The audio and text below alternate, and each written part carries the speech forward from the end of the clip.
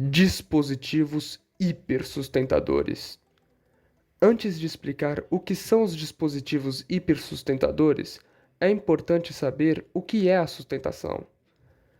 A sustentação é o que faz o avião voar por meio da diferença de pressão do extradorso e do intradorso de uma asa.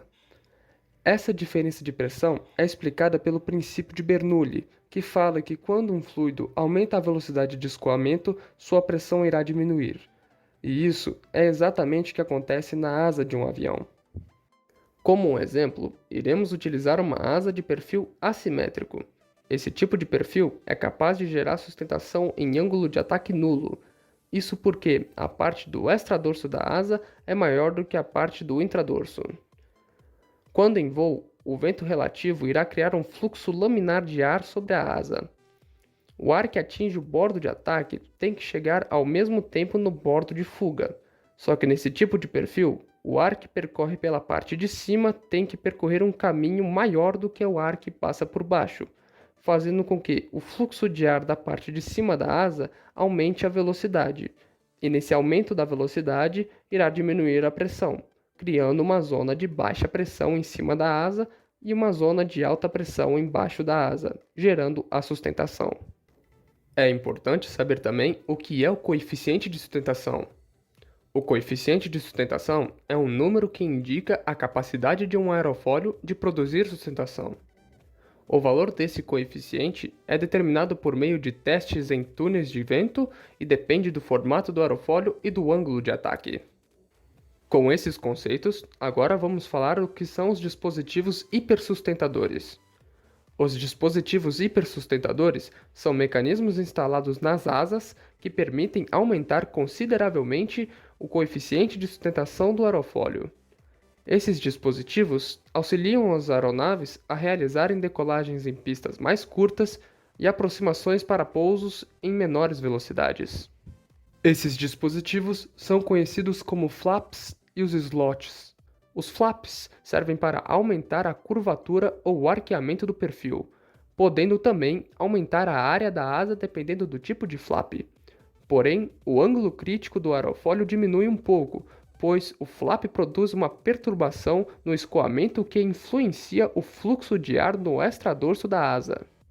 Já os slots aumentam o ângulo de ataque crítico do aerofólio sem alterar a sua curvatura. Consiste numa fenda que suaviza o escoamento no extradorso da asa, evitando o turbilhonamento. Isso faz com que a asa possa atingir ângulos de ataque mais elevados, produzindo mais sustentação. Existem diversos tipos de flap. Os tipos mais comuns são os flaps simples, ventral, flap com fenda e flap tipo folder. O flap simples representa o tipo mais básico de flap, consistindo em uma seção articulada no bordo de fuga da asa. Um exemplo de aeronave que utilizou esse tipo de flap foi o VF-161. Foi um caça utilizado pela Marinha dos Estados Unidos e utilizado na Guerra do Vietnã. O flap ventral é instalado na parte inferior da asa, próximo ao bordo de fuga. Um exemplo de aeronave que utilizou esse tipo de flap foi o T-6, fabricado pela North American Aviation. Foi uma aeronave utilizada por forças aéreas de diversos países, inclusive a brasileira, de 1947 a 1976. O flap com fenda incorpora uma pequena abertura ou fenda entre o flap e a asa. Essa fenda energiza a camada limite de ar sobre o flap, aumentando a sua eficiência. Um exemplo de aeronave que utilizou esse tipo de flap foi o Citation II, uma aeronave fabricada em 1970 pela Cessna como modelo de jato executivo. O flap tipo Fowler, considerado o mais eficiente entre os tipos de flap, ele se desloca para trás e para baixo, aumentando a curvatura e a área da asa, resultando em um aumento significativo no coeficiente de sustentação. Um exemplo de aeronave que utiliza esse tipo de flap é o famoso Boeing 737, fabricada desde 1968, é a aeronave comercial mais vendida da história. Os slots são fixos nos bordos de ataque das asas, não podendo ser recolhidos. Mas os slats podem ser recolhidos durante o voo, podendo ser utilizados apenas nas decolagens e nos pousos. Nos aviões leves, os slats ficam normalmente estendidos para fora, por ação de mola. Em voo nivelado, o impacto do ar empurra o slat para trás, mantendo-o recolhido junto ao bordo de ataque. Quando o ângulo de ataque aumenta e há risco de stall, a pressão do vento sobre o slat diminui, possibilitando as molas empurrarem-no para frente e fazê-lo entrar em ação. Agora, vamos contar um pouco sobre a origem dos dispositivos hipersustentadores. O primeiro uso do nome flap foi em 1908, com o francês Henri Farman. Entretanto, esse dispositivo era denominado de flap de ponta de fuga, o que hoje em dia é o aileron. O uso do flap como dispositivo hipersustentador surgiu em 1914, com a Royal Aircraft Factory.